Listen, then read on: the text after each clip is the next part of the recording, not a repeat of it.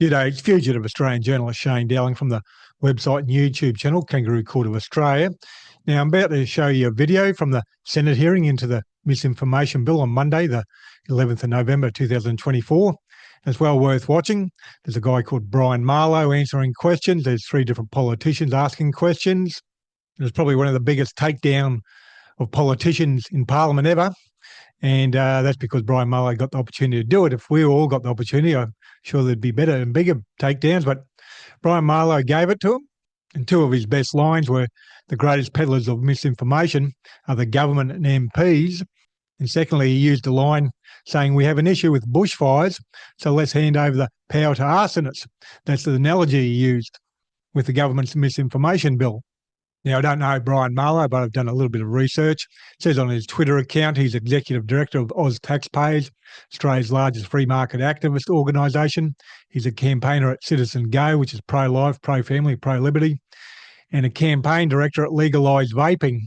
And there's an article about him from June 2022 where he's donating to the Liberal Party during a debate over policy, donated $44,000, but when he declared it as personal gifts on electoral returns.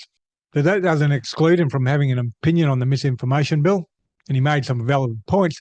And anyone who's voting at the next election should watch this video because it's going to be an issue. The government are trying to pass a misinformation bill, which is really about trying to control free speech and political communication. Anyhow, I'll show you the video now. President Trump, who's just been swept to power, promises to dismantle the censorship regime globally. The Vice President-elect, J.D. Vance, has in the last few days indicated that the United States would penalise nations for adopting the exact measures contained in this bill. What effect will this have on the operability of this bill? Is this bill likely to undermine AUKUS? Yes, it is, and the outcome of what President-elect Trump has said effectively makes this bill null and void and dead in the water.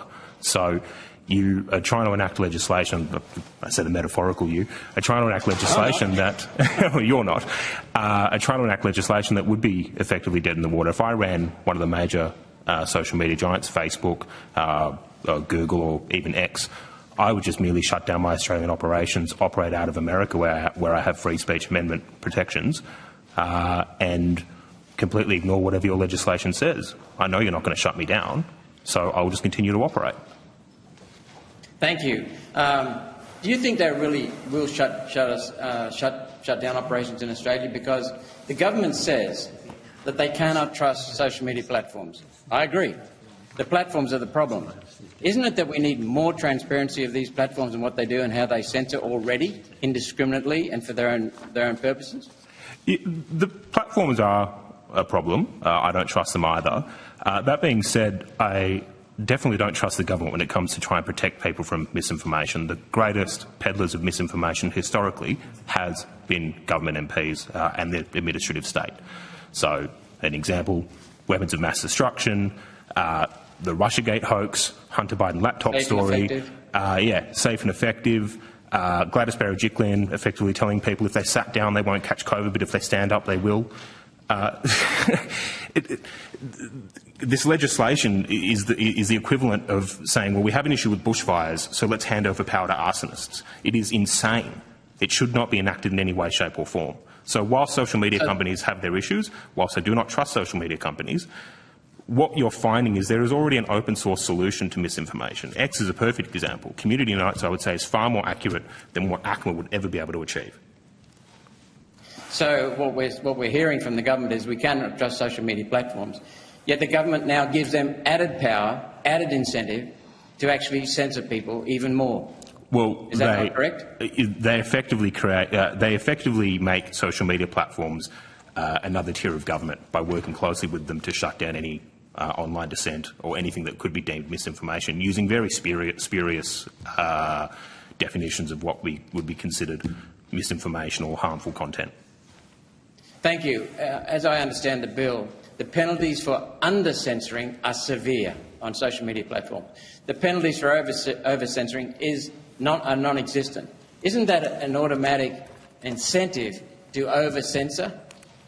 Yes. Protect social media responsibilities? Well, we've already seen cases where, albeit in other countries, social media companies have over-censored information, and that's in the absence of misinformation legislation. Hunter Biden laptop story is the perfect example. That was a completely true story.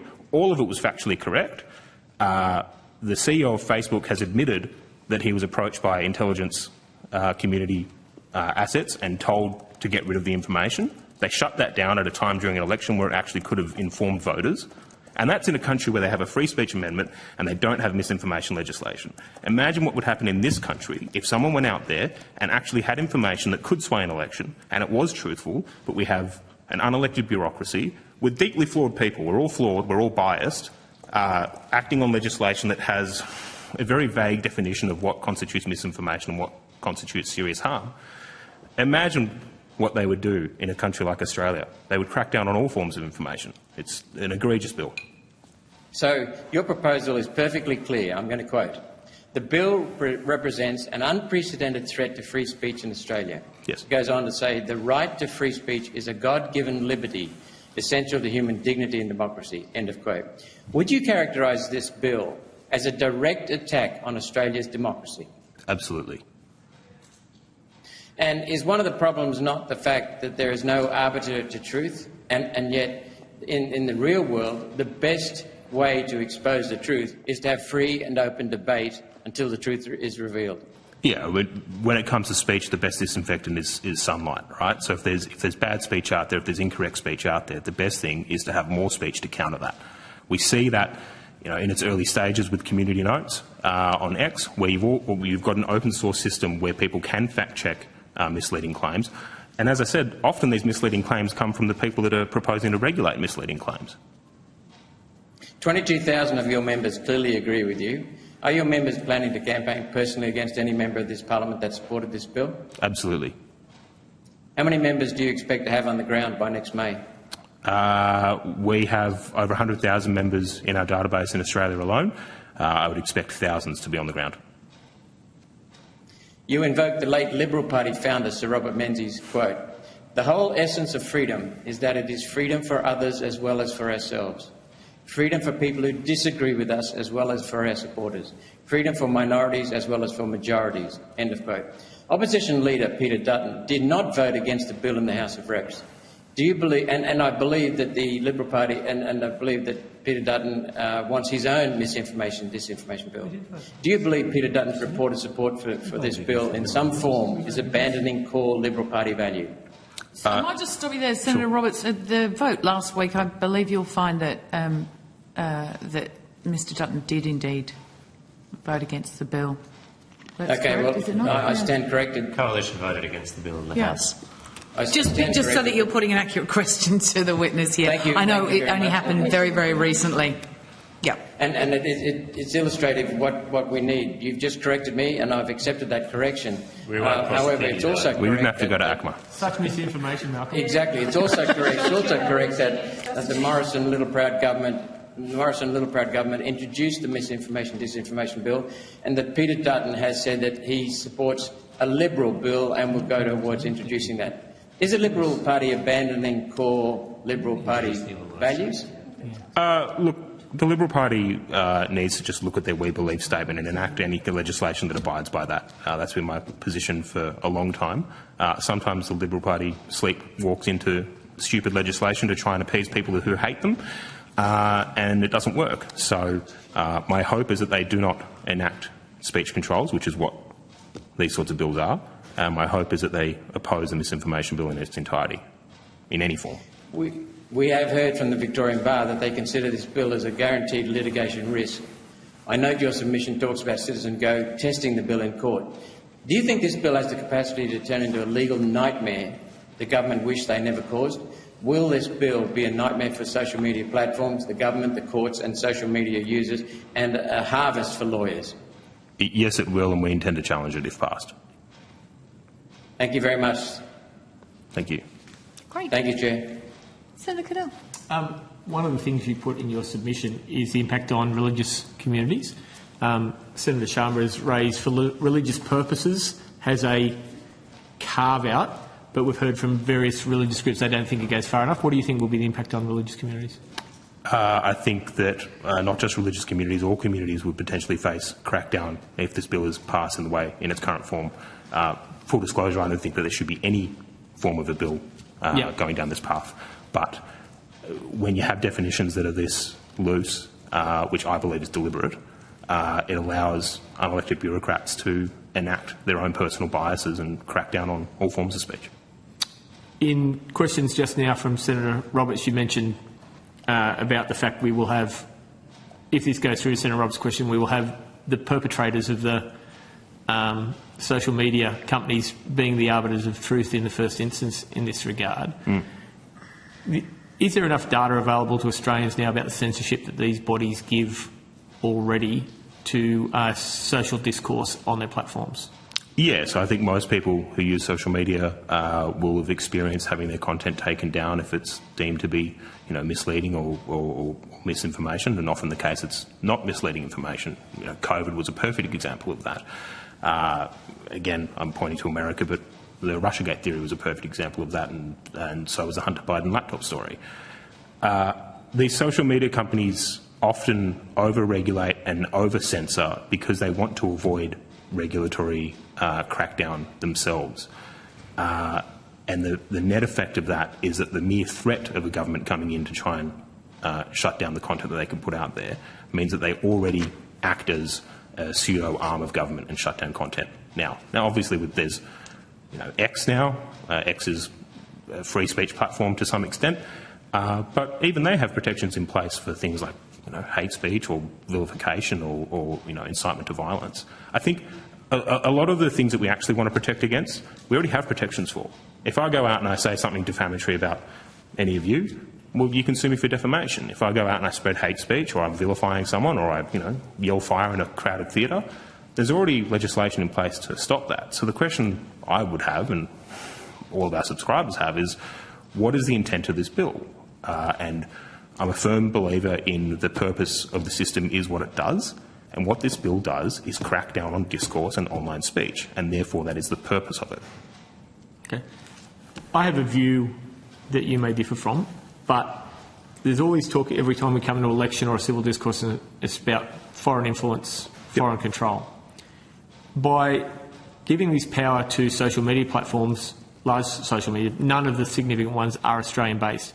Aren't we in fact enshrining and enriching foreign influence in all our elections to the future, whether it be TikTok and the Chinese government or the US government on foreign platforms, all of these? Aren't we enshrining foreign influence on every election from now on if we empower this? Yes, we are, and we're also enshrining content that will only suit the establishment narrative. Right.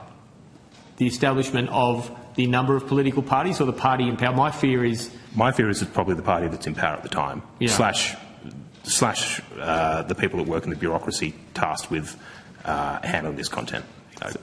People are deeply flawed and have deep biases. I'm one of those people. I do not trust unelected bureaucrats to have this kind of power. Okay. So this comes down to a might is right sort of bill. Yes. We've heard evidence earlier about the troubles of the number of complaints about a doctor to the health board because of unpopular views elsewhere. You think it won't necessarily be linked to truth, untruth, fact or unfact opinion. It'll be linked to number of complaints because it's easier and it'll avoid things. So I could motivate people to, the flat earthers to get out there and say the earth is flat and complain about everything. We talk about a globe, and if I get enough people going out there, suddenly the earth might be flat again? Well, I think Senator Sharma sort of highlighted this earlier when he was using the Copernicus example. Yeah. Just because the majority of people have a certain viewpoint doesn't mean it's the correct viewpoint. And if you have legislation that is there acting as a sort of arbiter of truth to then say, well, this is the current viewpoint at the time and the vast majority of people have this viewpoint, so any information you put out that counteracts that is misinformation, it's a very scary path that you're going down. A viewpoint I am very swayed by in the evidence is that we already have censorship already, but we don't have enough visibility of it. Do you think we should force tech companies to have greater disclosure of the reasons, their takedowns, their suppressions, so we can all know what we aren't seeing? I'm all for transparency measures. Okay. Thank you. So following on from that, the fact that, as has been pointed out to us a number of times, and as we are aware, the platforms already make their own decisions about how they manage their content, and you've referred to it as well. And essentially a core part of this bill is just about publicising that. And whatever, I respect your opinion, publicising that so people know how they're already dealing with misinformation and disinformation on their own platforms. Do you see that element as a positive? Yeah, so transparency about how major corporations operate when it comes to open discourse, I think that's entirely fine. The concerns that we have are around an unelected bureaucracy having determination of what is considered reasonable and unreasonable content, what is considered misinformation and disinformation, and how that's defined. We live in a liberal democracy, and one of the bedrocks of a liberal democracy is the right to free and open debate and free speech. And a lot of the issues that we're trying to solve can already be solved with more speech and with freer speech. So, a lot of the times government is a hammer in search of a nail, and I do not believe that we need government overreach to try and solve these issues. But transparency is good? Yes. Okay. Thank you. Does anybody have any further questions? Yes, Chair. I just have a statement to make. One of my staff has just checked Hansard and it shows that Peter Dutton abstained from the vote against the misinformation or vote on the misinformation disinformation bill. The pairs were nil, so apparently he wasn't paired. He was not recorded, so he didn't support or oppose the bill. Okay, we might get a point of clarification from the Liberal Party. I don't wish for Mr Dutton to be misrepresented here. Neither do I. I'm just quoting the Hansard. Yeah. No. But I think a point. I'll leave that to my colleagues from the coalition to get us a point of clarity on that. But yes, pairing obviously is a standard procedure in both the House and the Senate, and I'm sure Mr Dutton's a very busy man. But we'll get that point of clarity. Mr Marlowe, thank you so much for joining us and for sharing your opinions with us. We do appreciate the time you've taken. We will let you go. No worries. Thank you so much. Now, I'll be reporting more on the misinformation bill and also the government's attempt to ban children from social media. They're sort of tied in together. I just published a video a couple of days ago titled Labor's New Social Media Laws Test Everyone's Age. All Australians will have to provide ID. So they're very much related, and I'll do more reporting. I'll put a link to that video below this video on YouTube so you can click on that video. It's only just over 3 minutes, well worth watching. And please share this video on social media, and please hit the like and subscribe button. And Kangaroo Court of Australia is independent media. I'm 100% crowdfunded from viewers like yourself, so please support my PayPal account or Patreon account. The link for the PayPal account and Patreon account will be below this video on YouTube and also on my website. And you can donate any amount, $3, $5, $10, $15, $20, $30, $40, $50 a month, whatever suits your budget. It all helps out in a big way. Or you can do one-off donations. And the link for the donations page on my website will be below this video also. And there's other donation options on there. Other than that, thank you for your time and have a good day.